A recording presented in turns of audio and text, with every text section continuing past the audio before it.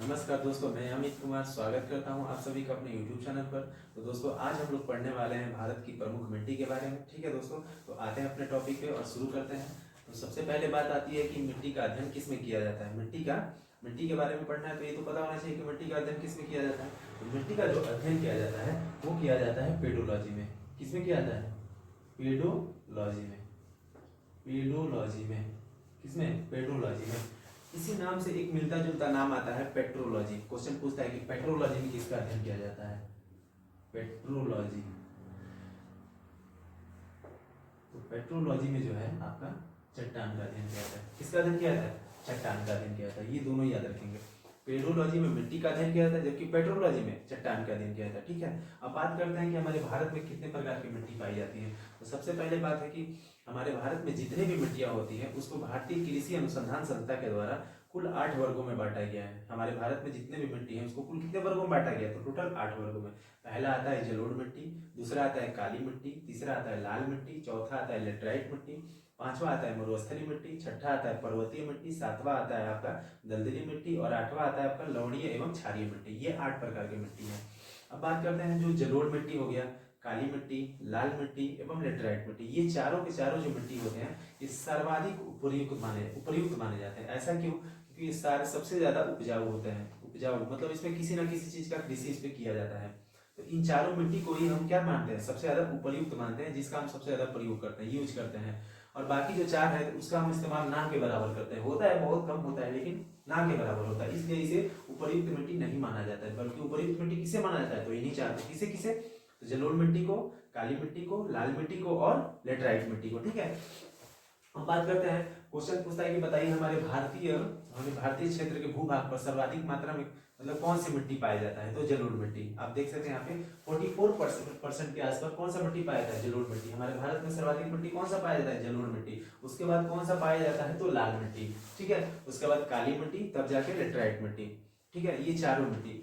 लेकिन सर्वाधिक मात्रा में कौन सा पाया जाता है? क्वेश्चन पूछेगा सर्वाधिक मात्रा में, तो जलोढ़ मिट्टी। सर्वाधिक मात्रा में जलोढ़ मिट्टी। अब बात करें इन सभी मिट्टी को जो है, इन 8 मिट्टी को भी हम 2 भाग में पढ़ते हैं। 2 भाग में बांटा गया। पहला वैसी मिट्टी, किसे? तो 2 भाग में कौन कौन से? तो पहला स्थानबद्ध मिट्टी और दूसरा स्थानांतरित। देखिए, स्थानबद्ध का मतलब यही होता है कि जो स्थानीय हो। बात समझिए इस चीज को। स्थानबद्ध जो स्थानीय, अगर मान लेते हैं कि स्थानीय किसे कहते हैं? जो अपना लोकल होता है उसे ही हम कहते हैं। जो अपने लोकल चीजों से मिल करके बनता है उसे हम क्या कहते हैं? स्थानीय निर्माण कहते हैं। तो उसे ही स्थानबद्ध कहा जाता है। स्थानबद्ध मिट्टी और दूसरा स्थानांतरित। स्थानांतरित का मतलब होता है कि जब हम किसी चीज को दूसरे जगह से किसी तीसरी जगह पहुंचा दें तो वो क्या होता है? उसे ही हम स्थानांतरित मिट्टी कहते हैं। ट्रांसपोर्टेशन उसे एक तरह से कहा जाता है। मतलब एक जगह से क्या होगा? दूसरे जगह ले जाके छोड़ देना। तो ये देखिए, मिट्टी का जो परिवहन होता है वो 2 तरीके से होता है। पहला नदी के द्वारा और दूसरा पवन के द्वारा। नदी के द्वारा भी क्या होता है कि कभी कभी देखते हैं आप, कहीं कहीं बाढ़ आ जाता है तो उस बाढ़ में क्या होता है? मिट्टी का कटाव होता है और वो मिट्टी उस पानी के साथ घुलते हुए, बहते हुए एक स्थान से दूसरे स्थान तक पहुंच जाती है। तो उसमें क्या होता है कि एक जगह की मिट्टी दूसरी जगह मिट्टी पहुंच गई।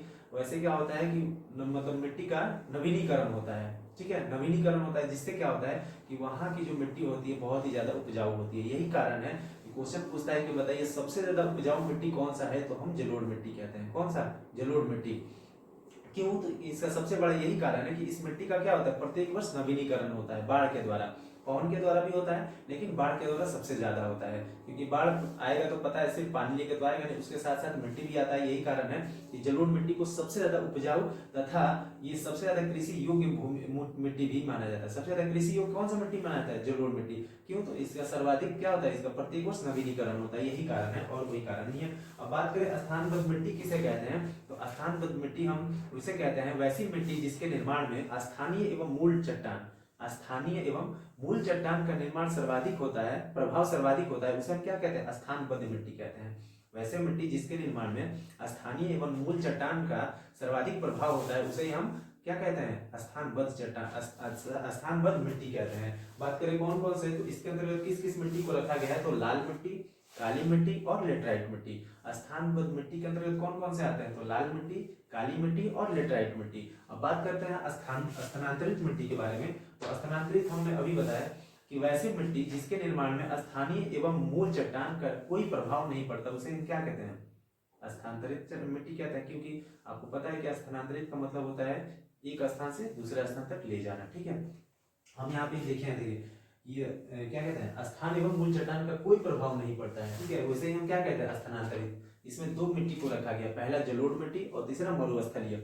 जलोढ़ मिट्टी ये नदी के द्वारा एक स्थान से दूसरे स्थान पर लेके जाया जाता है, और मरुस्थलीय मिट्टी में क्या होता है कि ये पवन के द्वारा एक जगह से उड़ा करके क्या होगा, दूसरे जगह बिछा देगा, तो उससे जो मिट्टी का निर्माण होता है उसे हम क्या कहते हैं, स्थानांतरित मिट्टी कहते हैं। अब बात करते हैं जलोढ़ मिट्टी। तो जलोढ़ मिट्टी के बारे में पढ़ेंगे तो क्वेश्चन सबसे पहले पूछता है कि बताइए भारतीय भूभाग में सर्वाधिक किस प्रकार की मिट्टी पाई जाती है, तो जलोढ़ मिट्टी। कौन सा मिट्टी, जलोढ़ मिट्टी। ठीक है, ये कृषि योग्य सबसे ज्यादा मानी जाती है, मतलब सबसे ज्यादा उपजाऊ मिट्टी इसे ही माना जाता है, किसे, जलोढ़ मिट्टी को। यह भारत के सर्वाधिक भूभाग पर पाया जाता है। इस मिट्टी के निर्माण में नदी एवं पवन, हम अभी बताए थे, नदी एवं पवन के द्वारा बहाकर या उड़ाकर किसी एक स्थान से दूसरे स्थान तक, मतलब दूसरे जगह बिछा देता है, उसे ही क्या होता है, जलोढ़ मिट्टी कहा जाता है। बात करिए सबसे ज्यादा उपजाऊ होता है, क्यों होता है, क्योंकि इसका प्रत्येक वर्ष क्या होता है, नवीनीकरण। क्वेश्चन आपसे पूछे कि बताइए जलोढ़ मिट्टी क्यों उपजाऊ होता है, क्यों, तो ये इसका मेन यही कारण है कि इसका प्रत्येक वर्ष क्या होता है, बाढ़ के द्वारा नवीनीकरण होता है। ठीक है, तो दोस्तों हम लोग आगे बढ़ते हैं, तब तक आप इसका स्क्रीनशॉट ले लीजिए। ठीक है,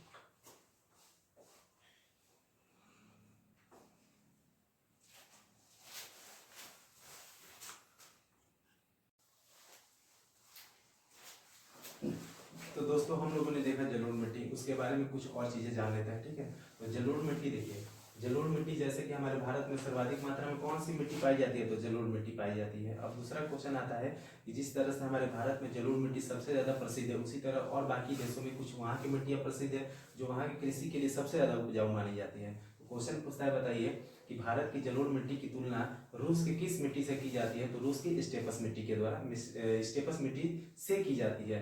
जबकि भारत की जो जलोढ़ मिट्टी है वो उत्तरी अमेरिका की किस मिट्टी के द्वारा की जाती है, तो प्रेयरी। क्वेश्चन पूछता है, बताइए प्रेयरी जो मिट्टी होती है वो कहाँ पाया जाता है, तो उत्तरी अमेरिका में। उसी तरह भारत की जलोढ़ मिट्टी की तुलना आपका हो जाएगा, ये क्या कहते हैं, दक्षिण अफ्रीका का जो वेल्ड मिट्टी होता है उसके द्वारा इसकी तुलना की जाती है। ठीक, तो हमारे जलोढ़ मिट्टी की तुलना अलग अलग देशों की अलग अलग मिट्टियों से की जाती है। उसमें आपका सबसे प्रमुख होता है कौन सा, रूस का स्टेपिस, उत्तरी अमेरिका प्रेयरी तथा दक्षिण अफ्रीका का वेल्ड मिट्टी। ठीक है, आगे चलते हैं। तो जलोढ़ मिट्टी को भी दो भाग में बांटा गया, कितने भाग में, दो भाग में बांटा गया, पहला बांगर और दूसरा खादर। जलोढ़ मिट्टी को कितने भाग में बांटा गया, जलोढ़ मिट्टी को दो भाग में, पहला बांगर दूसरा खादर। अब बांगर उस मिट्टी को कहा जाता है, देखिए इस मिट्टी का निर्माण उस क्षेत्र में होता है जहाँ पे प्रत्येक वर्ष बाढ़ के द्वारा पानी को नहीं लाया जाता है, जिसके कारण वहाँ की मिट्टी का नवीनीकरण क्या होता है, नहीं हो पाता है। यही कारण है कि उसे बांगर मिट्टी कहा जाता है, या उसे ही पुरानी मिट्टी भी कहा जाता है। बांगर मिट्टी को ही पुरानी मिट्टी, क्वेश्चन अक्सर पूछ चुका है कि बताइए पुरानी मिट्टी किसे कहा जाता है, या फिर बांगर मिट्टी किसे कहा जाता है, तो बांगर मिट्टी पुरानी मिट्टी को ही कहा जाता है। ऐसा क्यों, क्योंकि वहां पे क्या होता है कि प्रत्येक वर्ष बाढ़ के द्वारा क्या होता है, वहां की मिट्टी का नवीनीकरण नहीं किया जाता है। यही कारण है कि उसे पुरानी जलोढ़ मिट्टी भी कहा जाता है या बांगर मिट्टी भी कहा जाता है। दूसरा आता है आपका खादर मिट्टी। तो खादर मिट्टी को नवीन जलोढ़ मिट्टी के नाम से भी जाना जाता है। ऐसा क्यों, क्योंकि इस मिट्टी का निर्माण उस क्षेत्र में होता है कि जहाँ पे बाढ़ के मैदान के द्वारा, बाढ़ के द्वारा प्रत्येक वर्ष क्या होता है, वहां की मिट्टी का नवीनीकरण किया जाता है। यही कारण है कि इसे जलोढ़ मिट्टी कहा जाता है, या सॉरी जलोढ़ कहते हैं, नवीन जलोढ़ मिट्टी कहा जाता है, या इसे ही नवीन खादर मिट्टी भी कहा जाता है। तो खादर मिट्टी को ही क्या कहा जाता है, नवीन जलोढ़ मिट्टी। अब बात करते हैं कि इस नवीन जलोढ़ मिट्टी में जो है सर्वाधिक मात्रा किसकी पाई जाती है, तो उसमें पोटास एवं चूना पत्थर की सर्वाधिक मात्रा पाई जाती है। जलोढ़ मिट्टी में पोटास और चूना पत्थर की। ये जो जलोढ़ मिट्टी है इसमें किस अनाज का, मतलब कैसे फसल का सर्वाधिक कृषि किया जाता है, तो उसमें आ जाता है धान, गेहूं, मक्का, दलहन, ये सब मतलब जो है ना, इसकी खेती सर्वाधिक किस मिट्टी में की जाती है, तो जलोढ़ मिट्टी में। अब बात करते हैं जलोढ़ मिट्टी के बाद अगला मिट्टी आता है आपका लाल मिट्टी। लाल मिट्टी, ठीक है, लाल मिट्टी की देखिए, लाल मिट्टी का जो है ये हमारे भारत में दूसरा सर्वाधिक भूभाग पर पाया जाता है। कौन सा, लाल मिट्टी। ठीक है, लाल मिट्टी कौन कौन से राज्य में, क्वेश्चन पूछता है कि सर्वाधिक किस राज्य में लाल मिट्टी पाया जाता है, तो तमिलनाडु, उसके बाद महाराष्ट्र, फिर कर्नाटक, उसके बाद छत्तीसगढ़, उड़ीसा हो गया, उसके बाद झारखंड हो गया। इन सब जगहों पे क्या होता है, सबसे ज्यादा लाल मिट्टी पाया जाता है। अब बात करते हैं लाल मिट्टी का जो रंग कैसा होता है, तो वो लाल होता है।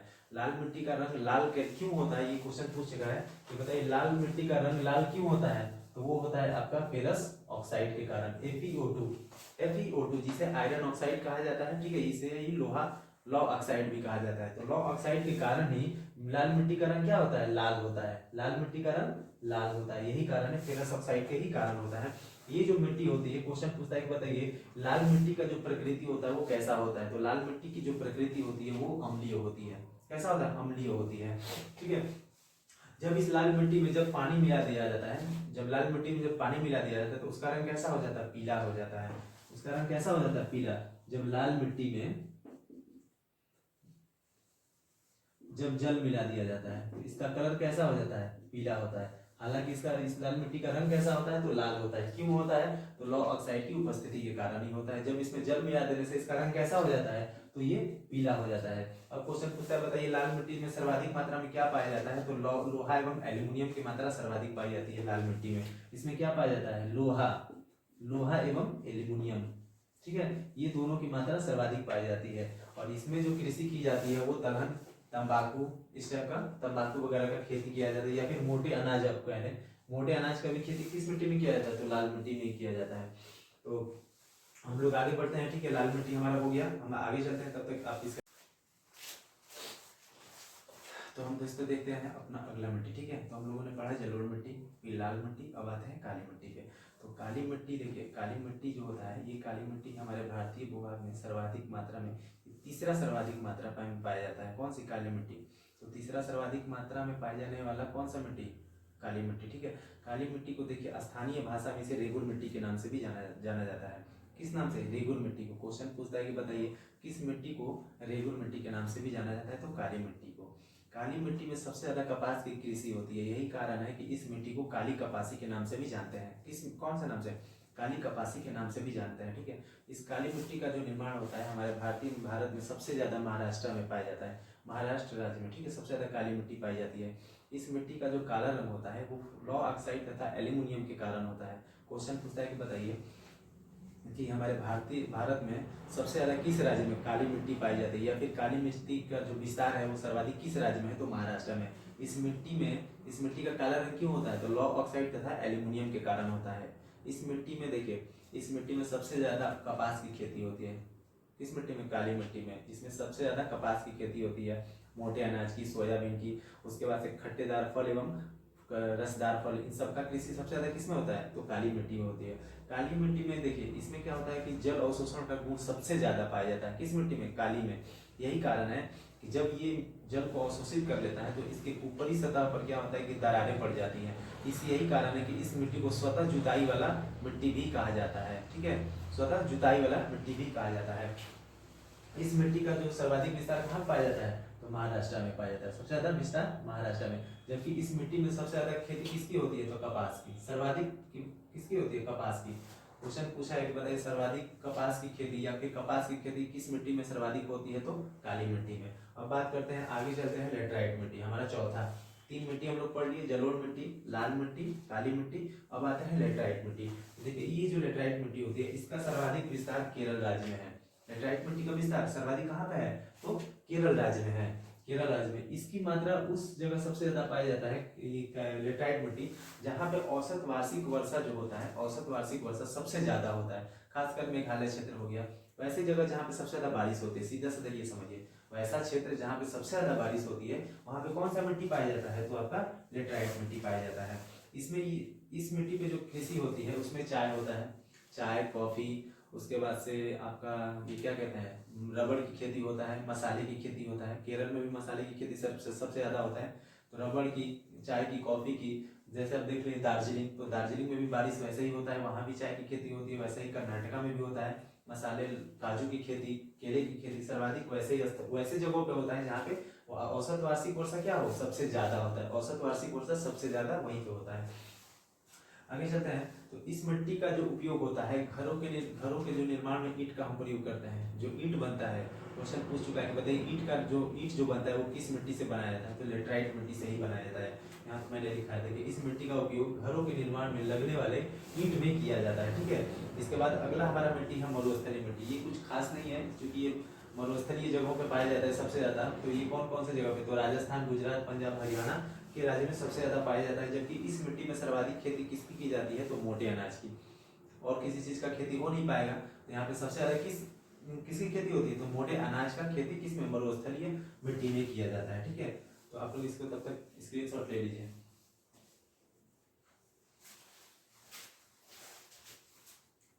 मिट्टी को वन प्रदेश की मिट्टी भी कहा जाता है। इस मिट्टी को नवीनतम तथा इसे काफी विकसित माना गया है, क्योंकि आपको पता है कि जितने भी पर्वतीय क्षेत्र है वहाँ पे काफी ज्यादा वर्षा होती है। यही कारण है कि पर्वतीय मिट्टी को नवीनतम तथा विकसित मिट्टी माना जाता है। ठीक है, इस मिट्टी में सर्वाधिक जो खेती होती है वो सेब की होती है, नाशपाती की होती है तथा यहाँ पे बागवानी सबसे ज्यादा किया जाता है।